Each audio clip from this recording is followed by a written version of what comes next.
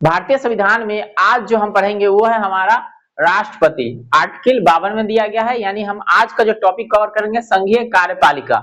संघीय कार्यपालिका के अंतर्गत जो प्रश्न बनेगा उसके बारे में डिस्कस करेंगे और बताते चलेंगे कौन सा एग्जाम के लिए महत्वपूर्ण है। देखिए संघीय कार्यपालिका क्या होता है, आप सभी को पता है कि हमारे यहाँ ना दो तरह का होता है, एक राज्य होता है और एक केंद्र होता है। ठीक है, तो केंद्र में ना संघ आता है, क्या आता है, संघ आता है। और भारत की में बात करेंगे तो भारत क्या राज्यों का संघ है, जिसमें हमारा 28 को राज्य है। ठीक है, और कई सारे केंद्र शासित प्रदेश है। तो अभी जो पढ़ा है ना संघीय कार्यपालिका में जानेंगे संघ के बारे में। ठीक है, जो अनुच्छेद 1 में बताया ना भारत क्या है, राज्यों का संघ है, वर्णन किया गया ना आर्टिकल 1 में।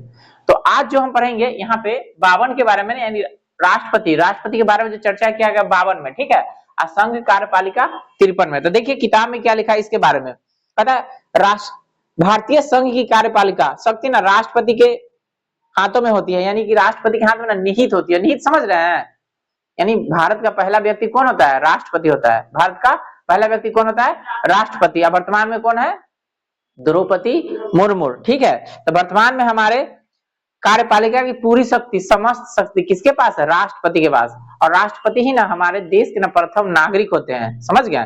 तो आपको पूछेगा कार्यपालिका की शक्ति राष्ट्रपति में निहित होता है, आर्टिकल कितना के अनुसार था, 53, कितना 53। तो यानी कि आर्टिकल 53 के अनुसार ना पूरा शक्ति ना राष्ट्रपति के हाथ में होता है। लेकिन राष्ट्रपति के बारे में बात करेंगे ना तो ये होता है 52, समझ गए। यानी आर्टिकल 52 में ना राष्ट्रपति के बारे में वर्णन किया गया है। आर्टिकल माने कि अनुच्छेद, आर्टिकल माने अनुच्छेद। तो पूछेगा अनुच्छेद 52 का संबंध किससे है, राष्ट्रपति से। अनुच्छेद 53 का संबंध है संघीय कार्यपालिका की समस्त शक्ति राष्ट्रपति के हाथों में होगा, समझ गए। तो चलिए आगे इसके बारे में देखते हैं। भारत में ना संघीय व्यवस्था को अपनाया गया। संघीय व्यवस्था माने संघ, संघ समझते हैं, माने सब मिल मिल के बनाया। जैसे कि आपको राज्य हुआ और आपका केंद्र शासित हुआ, सब मिल के बनाया ना। हाँ, तो इसको कहते हैं संघीय व्यवस्था, क्या कहेंगे। हाँ, तो कहते हैं भारत में ना संसदीय व्यवस्था को ना अपनाया है। संसद हमारे यहाँ है ना, संसद समझते हैं, संसद पार्लियामेंट अंग्रेजी में। ठीक है, तो इसमें हमारे यहाँ के जितने भी लोग जीत के जाते हैं संसद में बैठते हैं ना, वहीं से नियम कानून बनाते हैं किस प्रदेश को कैसे बढ़ाना है, कहाँ बढ़ाना है, कहाँ पे क्या कमी है। कहता है भारत में संसदीय व्यवस्था को ना अपनाया है क्योंकि मंत्री परिषद लोकसभा के प्रति उत्तरदायी होते हैं। तो यहाँ से क्वेश्चन आएगा कि मंत्री परिषद किसके प्रति उत्तरदायी होता है, तो लोकसभा। तो लोकसभा जैसे ही आ गया तो लोकसभा कहाँ, संसद में ना चलेगा। तो आपको उधर बताए हुए हैं एगो राष्ट्रपति, एगो लोकसभा, एगो राज्यसभा, बताया है ना। संसद के 3 अंग, संसद के 3 अंग, राष्ट्रपति, लोकसभा और राज्यसभा, जिसमें राज्यसभा अपर सदन हुआ और लोकसभा लोअर सदन हुआ। ठीक है, तो कहता है मंत्रिपरिषद किसके प्रति उत्तरदायी होता है, लोकसभा के प्रति। ठीक है, संसद के क्या गो अंग, 3 गो। यानी भारत का संसद कैसे बनाया था, 3 गो चीज से मिलकर बनाया। ठीक है, राष्ट्रपति, लोकसभा और राज्यसभा, ठीक है, मिलकर के संसद बनाया। तो आपको परीक्षा में कई बार पूछा जा चुका है कि मंत्रिपरिषद किसके प्रति उत्तरदायी होता है, तो लोकसभा के प्रति। अतः राष्ट्रपति नाम मात्र की ना कार्यपालिका है तथा मंत्री, प्रधानमंत्री व उसका मंत्रिमंडल वास्तविक कार्यपालिका है। यानी कि जो राष्ट्रपति के बारे में जो अनुच्छेद 52 का कहा गया है ना, तो वो ना सिर्फ नाम के रहते हैं, नाम के समझ रहे हैं, सिर्फ नाम के। और सारा काम कौन करता है, प्रधानमंत्री और उसका ना मंत्री परिषद, मतलब जो मंत्री जो चुन के आता है ना वो वाला। ठीक है, तो वही पे कह रहा है कि राष्ट्रपति नाम मात्र की कार्यपालिका है तथा प्रधानमंत्री व उसका मंत्रिमंडल वास्तविक कार्यपालिका है। तो पूछेगा अगर लोकसभा चल रहा है तो उसमें वास्तविक कार्यपालिका कौन मिले, प्रधानमंत्री, राष्ट्रपति नाम मात्र के। ठीक है, अब ना आर्टिकल 52 में क्या क्या और वर्णन किया गया है समझिए इसको। कहता है ना राष्ट्रपति देश का ना संवैधानिक प्रधान, संवैधानिक माने संविधान के अनुसार, संविधान में ये बात बताया है कि हमारे देश का प्रथम व्यक्ति होगा राष्ट्रपति, जो अभी है द्रौपदी मुर्मू। ठीक है, तो ये कैसन पोस्ट हो गया, संवैधानिक। ठीक है, तो राष्ट्रपति देश का ना संवैधानिक प्रधान होता है। राष्ट्रपति भारत का प्रथम नागरिक, कह दिए थे पहले भी, भारत का प्रथम नागरिक कौन होगा, जो राष्ट्रपति होगा। ठीक है, यानी समझिए कि ना हमारा देश का ना सर्वे सर्वा माने हमारा देश के ना मालिक, समझ रहे हैं, मालिक माने भगवान संविधान के अनुसार। अब पहले होता था राजा, पहले राजा होता था ना, तो जहां राजा होता है वही ना पहला होता है। मतलब राजा वाला भी कंट्री है, ऐसा नहीं कि राजा नहीं है, अभी भी ऐसे सारे देश है कई सारे जहां पे ना राजा होते हैं, समझ गए।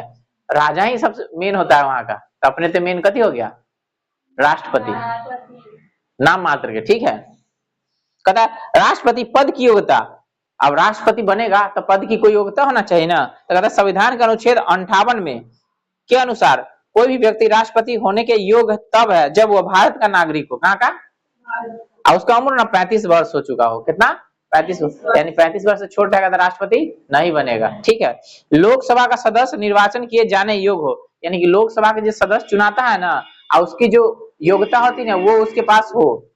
चुनाव के समय लोकसभा का चुनाव के समय ना लाभ का पद धारण नहीं किया हो, यानी कि किसी को राष्ट्रपति बनना है ना तो अगर लाभ के पद पर है ना तो नहीं बन सकता। ठीक है, यानी कि लाभ का पद नहीं होना चाहिए। पता यदि व्यक्ति राष्ट्रपति या उपराष्ट्रपति के पद पर हो या संघ अथवा किसी राज्य के मंत्रिपरिषद का सदस्य हो तो वह लाभ का पद नहीं माना जाएगा। माने का मतलब कि राष्ट्रपति चुना गया लेकिन कोई राज्य का ना मंत्री है, ठीक है, कोई विधानसभा का मंत्री है, ठीक है, या फिर मंत्रिपरिषद का सदस्य है तो लाभ का पद ना नहीं माना जाएगा। समझ गए? कहता है राष्ट्रपति के निर्वाचन के लिए ना निर्वाचन मंडल, इसके बारे में वर्णन किया गया अनुच्छेद 54। ठीक है, यानी राष्ट्रपति का जो चुनाव होगा, चुनाव होता है ना तो उसका कैसे होगा ये बताया गया 54 में। ठीक है, तो आप 52 में जान लिए, 53 में जान लिए, आप 54 पढ़ रहे हैं तो ये चीज ना मुंह पर याद रखिए, 52, 53, 54। इसी तरह से जब चलते रहेगा ना तो 55, 56, 57, 58 मुंह पर याद रहेगा ना तो परीक्षा में कौन से आएगा तो आप आंसर लगा दीजिएगा। अभी ध्यान यहाँ रखिए, समझ गए? 52 में क्या हुआ, 53 में क्या हुआ, अब पहुंच गया 54 में। तो 54 में क्या है? निर्वाचन मंडल क्या कर राष्ट्रपति के। इसमें राज्यसभा, लोकसभा और राज्यों के विधानसभाओं के निर्वाचित सदस्य रहते हैं, यानी इस राष्ट्रपति को चुनाव में जो भाग लेते हैं से यही है, यानी राष्ट्रपति को कौन कौन चुनेगा। नवीनतम व्यवस्था के अनुसार पुदुचेरी विधानसभा तथा दिल्ली की विधानसभा के निर्वाचन सदस्य को भी शामिल किया गया है, यानी पहले ना दिल्ली और पुदुचेरी के ना नहीं शामिल होता था लेकिन वर्तमान में ना इसको भी शामिल किया गया है। तथा राष्ट्रपति पद के उम्मीदवार के लिए ना निर्वाचन मंडल के 50 सदस्य प्रस्ताव तथा 50 सदस्य अनुमोदन करेंगे, यानी कि जैसे मान लीजिए हम राष्ट्रपति में खड़ा होंगे ना तो 50 आदमी नीचे साइन करेगा। ठीक है, ठीक है, अब 50 आदमी जय जय करेगा, हाँ इनका ना राष्ट्रपति को खड़ा करो, तो 50 को अनुमोदन करेगा। समझ गए? समझ गए? अब 50 को प्रस्ताव प्रस्ताव प्रस्ताव रखेगा। प्रस्ताव समझते हैं? प्रस्ताव, प्रस्ताव नहीं समझते हैं? प्रस्ताव करने का मतलब कि हाँ प्रस्तावना, जैसे हम भारत के लोग वो प्रस्तावना रखे थे। समझ गए? तो सब लोग माना उसको और 284 लोग साइन किए थे, याद है ना? तो वही हम बात कर रहे हैं प्रस्तावना के बारे में। समझ गए? तो 50 लोग क्या करेगा? प्रस्तावना करेगा और 50 को लोग अनुमोदन करेगा, यानी अनुमोदन करने का मतलब कि जो प्रस्तावना रखा ना उसको सपोर्ट करेगा। सपोर्ट माने की मदद करना कि हाँ ये जो कहे छी ना उस सही बात है, इसको हम मानते हैं। समझ गए? आगे कहा था एक ही व्यक्ति जितनी बार चाहे राष्ट्रपति पद पर ना निर्वाचित हो सकता है, माने कि इसके लिए कोई सीमा नहीं है कि एक बार राष्ट्रपति बन गया तो दोबारा नहीं बनेगा। अगर दोबारा भी चुना जाता है ना, यानी 50 आदमी अनुमोदित करेगा, 50 प्रस्ताव रखेगा, चुना जाएगा तो फिर राष्ट्रपति बन सकता है। तथा राष्ट्रपति का निर्वाचन समानुपातिक प्रतिनिधि प्रणाली, यानी चुनने का नई प्रक्रिया है। राष्ट्रपति का निर्वाचन समानुपातिक प्रतिनिधित्व प्रणाली और एकल संक्रमणीय मत पद्धति के द्वारा होता है, यानी कि उसमें ना जो भी वोट देगा ना उसका ना एक वैल्यू रहेगा। समझ गए? एक वोट एक ही वैल्यू रहेगा। ये बात है अनुच्छेद 55 में। तो देखिए आपको क्या क्या गिनवा दिए हम, 52 गिनवा दिए, 3 पर 54, आप 55 में आ गए। यानी 55 में क्या है? राष्ट्रपति को जो वोट देगा ना वो एकल संक्रमणीय मत पद्धति होगा, यानी आप कितना वोट दीजिएगा ना उसका एक मान होगा। समझ गए? तो जिसके बारे में अनुच्छेद 55 में बात किया गया, कहता है राष्ट्रपति के निर्वाचन से संबंधित विवाद का निपटारा उच्चतम न्यायालय द्वारा किया जाएगा, यानी कि राष्ट्रपति का चुनाव हुआ और उसमें ना वोट में ना कोई तरह की गड़बड़ी हो गया, कोई तरह की बात हो गया, तो इसके बारे में फैसला कौन देगा? जो उच्च न्यायालय मतलब उच्चतम न्यायालय है ना से देगा, यानी सुप्रीम कोर्ट। ठीक है, कहता है निर्वाचन अवैध घोषित होने पर ना उसके द्वारा किए गए कार्य अवैध नहीं होंगे। कहने का क्या मतलब कि राष्ट्रपति कोई चुना गया है, ठीक है, राष्ट्रपति कोई चुना गया है और ना कोई कई सारा योजना को ना बना दिया, नियम कानून बना दिया है, लेकिन बाद में जब सुप्रीम कोर्ट में गया ना तो पता चला कि इसमें ना कोई गड़बड़ी है, तो वो जो राष्ट्रपति जो नियम कानून बनाएगा ना वो खत्म नहीं होगा। राष्ट्रपति खत्म हो जाए लेकिन उसके द्वारा किया गया कानून खत्म नहीं होगा। समझ गए? तो ये बात कहा गया यहाँ पे। लेकिन आपको परीक्षा में पूछेगा कि राष्ट्रपति से कोई तरह का विवाद होता है चुनाव में तो उसका फैसला कौन करेगा? सुप्रीम कोर्ट, उच्चतम न्यायालय। परीक्षा में डायरेक्ट क्वेश्चन आता है, इसको ना आपको याद रखना है। कहता राष्ट्रपति अपने पद ग्रहण की तिथि से 5 वर्ष की अवधि तक ना पद धारण करेगा, यानी कि राष्ट्रपति के कितना साल कार्यकाल होगा? 5 साल। 5 साल, ये बात ना याद रखना है आपको। अपने पद की समाप्ति के बाद भी वह पद पर तब तक बना रहेगा जब तक ना उसका उत्तराधिकारी पद ग्रहण नहीं कर लेता। ये बात लिखा है 56 में, ठीक है, आर्टिकल 56 में। यानी कि 5 साल का हो गया लेकिन ना दूसरा राष्ट्रपति नहीं आया है, तब तक ना पुराने राष्ट्रपति जो है ना वही पोस्ट पर रहेंगे। यानी कि कहने का क्या मतलब, राष्ट्रपति का पद ना खाली नहीं रहता है, राष्ट्रपति का पद खाली नहीं रहता है, समझ गए। तो जब दूसरा चुना जाएगा, जब वो शपथ लेगा तब रिटायर अपना देगा, अपना शपथ मतलब रिटायर वाला देगा, और वो दूसरा है शपथ लेगा, ठीक है, समझ गए। तो आप ये बात जान लीजिए कि ये बात क्या में लिखा है अनुच्छेद 56 में कि जब तक दूसरा नहीं आता तब तक वो राष्ट्रपति रहेगा, ठीक है। और सेम चीज ना उपराष्ट्रपति में भी यही बात है, ठीक। लेकिन आगे देखिए क्या कहता है, पद धारण करने से पूर्व राष्ट्रपति को यह एक निर्धारित प्रपत्र पर भारत के मुख्य न्यायाधीश अथवा अनुपस्थिति में उच्चतम न्यायालय के वरिष्ठ न्यायाधीश के सम्मुख न शपथ लेनी पड़ती है। तो आप पूछेगा आपको परीक्षा में कि राष्ट्रपति को शपथ कौन दिलाता है, तो सर्वोच्च न्यायालय के ना मुख्य न्यायाधीश। अगर वो नहीं है ना तो सबसे जो बूढ़े न्यायाधीश है ना, बुढ़वा वाला, वो का शपथ दिलाएंगे क्या राष्ट्रपति को। तो ये परीक्षा में प्रश्न पूछता है कि राष्ट्रपति को शपथ कौन दिलवाता है, तो सर्वोच्च न्यायालय के मुख्य न्यायाधीश, ठीक है। तो इससे पहले डीवाई चंद्रचूड़ रहती ना, तो वही शपथ दिलवाती ना, ठीक है। अभी ना दूसरा आगे थोड़ी, लेकिन वही आऊ रहती ना, उससे पहले यू ललित रहती, ठीक है। तो जे सर्वोच्च न्यायालय के न्यायाधीश रहेगा ना, वही राष्ट्रपति के ना शपथ दिलाएगा, ठीक है। अगर सर्वोच्च न्यायालय के राष्ट्रपति नहीं है तो उसमें से जो सबसे बूढ़े व्यक्ति है ना, बुजुर्ग वरिष्ठ, उसी को कहते हैं वरिष्ठ वाला, वही शपथ दिलाएंगे, समझ गए, इतना तक क्लियर। तो कहता है अनुच्छेद 77 के 1 के अनुसार भारत सरकार की समस्त कार्यपालिका कार्रवाई राष्ट्रपति के नाम की जाती है। ये परीक्षा में पूछता है, ठीक है, कि भारत में कोई भी काम होगा ना, केकरा नाम होगा, राष्ट्रपति के। तो अनुच्छेद क्या है, तो 77। इन्हें अच्छा चीज है, याद रखिए आर्टिकल 77 में क्या लिखा हुआ है कि भारत का कोई भी काम होगा ना तो राष्ट्रपति के नाम होगा, राष्ट्रपति के नाम होगा, समझ गए। तो ये बात कहा है यहाँ पे, अनुच्छेद 77 के 1 के अनुसार भारत सरकार की समस्त कार्यपालिका कार्रवाई राष्ट्रपति के नाम कही जाएगी। और अनुच्छेद 77 के 3 के अनुसार राष्ट्रपति भारत सरकार का कार्य अधिक सुविधा पूर्वक किए जाने के लिए और मंत्रियों में उक्त कार्य के लिए आवंटन किए गए नियम बनाएगा, यानी सबके लिए नियम बनाएगा। तब पूछेगा कि राष्ट्रपति के नाम कोई भी भारत का काम होता है, अनुच्छेद क्या है, तो 77 के 1। अब आपको जानना है कि भारत के राष्ट्रपति कौन कब बने हैं। जैसे राजेंद्र प्रसाद भारत के प्रथम राष्ट्रपति, ठीक है, राजेंद्र प्रसाद भारत के प्रथम राष्ट्रपति, और ये राष्ट्रपति थे, ठीक है, सबसे प्रथम बार, सबसे लंबा कार्यकाल इन्हीं का है, समझ गए।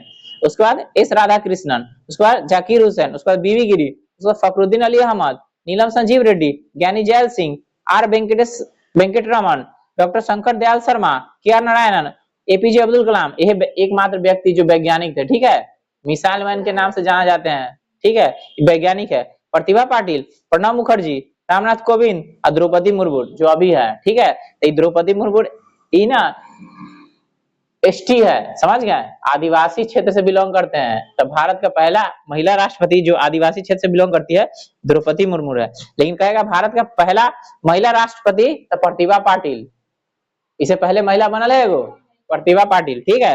आई दूसरी महिला है द्रौपदी मुर्मू जो अभी चल रहा है। पता स्वतंत्रता के बाद पैदा होने वाले भारत की पहली राष्ट्रपति का जन्म 20 जून 1958 को हुआ था। ये द्रौपदी मुर्मू के बारे में लिखा हुआ है, माने हमारा देश आजाद हुआ था ना, उसके बाद इनका जन्म हुआ था और अभी राष्ट्रपति है, ठीक है। कुछ नीचे लिखा है बीवी गिरी के बारे में, देखिए। और आपका एस राधाकृष्णन ना, एस राधाकृष्णन राष्ट्रपति है, इन्हीं के सम्मान में शिक्षक दिवस मनाते हैं, इन्हीं के सम्मान में शिक्षक दिवस मनाते हैं। और ये ना दार्शनिक थे, समझ गए, दार्शनिक थे एस राधाकृष्णन, और दिव्यांग भी थे, समझ गए। कहता है बीवी गिरी 3 मई 1969 से 20 जुलाई 1969 तक न्यायमूर्ति।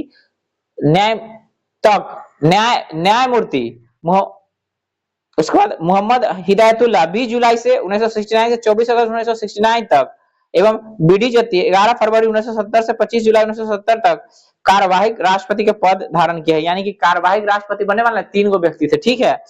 बीवी गिरी है, उसके बाद हिदायतुल्लाह है, उसके बाद बीडी जत्ती है, ये ना कार्यवाही राष्ट्रपति बने थे। मतलब राष्ट्रपति नहीं है ना, जब तक नहीं है तब तक ये काम संभालेंगे उनका, समझ गए। तो इसको कहते हैं कार्यवाही राष्ट्रपति। अब देखिए आगे क्या कहता है, राष्ट्रपति निम्न दशाओं में ना 5 वर्ष से पहले भी पद त्याग कर सकते हैं। यानी उनका तो कार्यकाल 5 साल का हो गया, आप जान गए, लेकिन उससे पहले भी ना वो अपना काम छोड़ सकते हैं। तो देखिए राष्ट्रपति को ना उपराष्ट्रपति को ना संबोधित अपने त्याग पत्र, यानी कि राष्ट्रपति अपना त्याग पत्र किसको देगा? उपराष्ट्रपति को, यानी समझिए कि रिजाइन लेटर। ठीक है, कहता है आगे, यह त्याग पत्र उपराष्ट्रपति को ना संबोधित किया जाएगा, जो इसकी सूचना लोकसभा के अध्यक्ष को दे देगा, जो अभी लोकसभा अध्यक्ष को ना ओम बिरला। ठीक है, ये बात कहा गया अनुच्छेद 56 के 2 में। ठीक है, राष्ट्रपति को हटाने का ना एक और तरीका है, वो है महाभियोग। समझ गए? वो क्या है? महाभियोग। तो पूछेगा अनुच्छेद 61 के अनुसार, अनुच्छेद 61 के अनुसार, यानी अब अनुच्छेद 61 में ना क्या है? महाभियोग के बारे में वर्णन किया गया है। राष्ट्रपति को हटाने का एक तरीका कौन सा है? महाभियोग। ठीक है, महाभियोग यानी कि अगर संविधान का उल्लंघन होगा ना तो उनके ऊपर ना महाभियोग लगाया जा सकता है। ठीक है, वो आपको बताया था ना, लोकसभा और राज्यसभा। तो अगर लोकसभा लगाएगा तो राज्यसभा उसका जांच करेगा, अगर राज्यसभा लगाएगा तो लोकसभा उसका जांच करेगा। अगर जांच पारित हो जाता है ना तो उनको त्याग पत्र देना होगा 61 के अनुसार। तो इसी को कहते हैं महाभियोग। किताब में क्या लिखा है देखिए, कहता है अनुच्छेद 61 के अनुसार राष्ट्रपति द्वारा संविधान के प्रावधान के उल्लंघन पर संसद के किसी भी सदन द्वारा उन पर ना महाभियोग लगाया जा सकता है, परंतु इसके लिए आवश्यक है कि राष्ट्रपति को 14 दिन पहले ना लिखित सूचना दी जाएगी, यानी कि 14 दिन पहले लिख करके देना है, जिस पर उस सदन के 1/4 सदस्य के ना हस्ताक्षर हो। संसद के उस सदन जिसमें महाभियोग का प्रस्ताव पेश है के 2/3 सदस्य द्वारा पारित कर देने पर प्रस्ताव दूसरे सदन में जाएगा। तब दूसरा सदन राष्ट्रपति पर लगाए गए आरोप को न जांच करेगा या कराएगा, और ऐसी जांच में राष्ट्रपति के ऊपर लगाए गए आरोप को न सिद्ध करने वाला प्रस्ताव 2/3 बहुमत से न पारित हो जाता है, तब राष्ट्रपति पर न महाभियोग की प्रक्रिया पूरी समझी जाएगी और उसी तिथि से राष्ट्रपति को न त्याग पत्र देना होगा। तो राष्ट्रपति के हटाने का ना ये सब नियम है, कानून है अनुच्छेद 61 के अनुसार। समझ गए? महाभियोग लगेगा ना तब। कहता है ना, जब राष्ट्रपति पद की रिक्तियां पदावधि 5 वर्ष की समाप्ति से हुई है तो निर्वाचन पदावधि की समाप्ति के पहले ही कर ली जाएगी, यानी कि 5 साल पर राष्ट्रपति हटता थे ना तो चुनाव उनका पहले हो जाता है। ठीक है, आज चुना जाते नया आदमी, लेकिन जब उनका उम्र खत्म हो जाती 5 साल वाला, तब वो त्याग पत्र देते ना, दूसरा आदमी आ जाते। ठीक है, ये बात है अनुच्छेद 62 के 1 में। किंतु यदि उसे पूरा करने में कोई विलंब हो जाता है तो राज्य अंतराल न हो पाए, इसलिए यह उपबंध है कि राष्ट्रपति अपने पद की अवधि समाप्ति हो जाने पर भी तब तक पद पर बना रहेगा जब तक कि उसका उत्तराधिकारी पद धारण नहीं कर लेता। यह है 56 के 1 के अनुसार। ऐसी दशा में राष्ट्रपति यानी ऐसी दशा में उपराष्ट्रपति राष्ट्रपति के रूप में कार्य नहीं कर सकेगा। ठीक है, यानी कहने का क्या मतलब, 56 के 1 के अनुसार ये बताया गया। ठीक है, अब आपको जानना है अन्य आकस्मिक व राष्ट्रपति के कृत्यों का ना निर्वहन, ये अनुच्छेद 70 में बताया गया है। अब देखिए आकस्मिक क्या होता है, जब इमरजेंसी लग जाए। ठीक है, समझ गए? जैसे कोरोना के समय इमरजेंसी लग गया था ना, तो ऐसा ना कोई भी समय आ सकता है जब इमरजेंसी लग सकता है। ठीक है, तो अनुच्छेद 70 में क्या कहा गया है देखिए, पता जब राष्ट्रपति एवं उपराष्ट्रपति दोनों का पद रिक्त हो, माने कि न राष्ट्रपति है और न उपराष्ट्रपति है, तो ऐसी आकस्मिकताओं में अनुच्छेद 70 राष्ट्रपति के कृत्यों का निर्वहन का उपबंध करता है। इसके अनुसार संसद जैसा उचित समझे वैसा उपबंध कर सकती है। इसी उद्देश्य से संसद ने राष्ट्रपति उत्तराधिकारी अधिनियम 1969 चेन लगा, परीक्षा क्वेश्चन है। ठीक है, राष्ट्रपति उत्तराधिकारी अधिनियम का यह 1969 में पारित किया, जो यह उपबंध करता है कि यदि उपराष्ट्रपति भी किसी कारणवश उपलब्ध नहीं है तो उच्चतम न्यायालय का मुख्य न्यायाधीश या उसने नहीं रहने पर भी न्यायालय का ना वरिष्ठ न्यायाधीश जो उस समय उपलब्ध हो राष्ट्रपति के कृत्यों को संपादित करेगा। यानी अनुच्छेद 70 में क्या लिखा गया इसको अच्छा से समझिए। ठीक है, जैसे कि ना राष्ट्रपति भी नहीं है और उपराष्ट्रपति भी नहीं है। ठीक है, तो दोनों नहीं है तो काम कैसे चलेगा?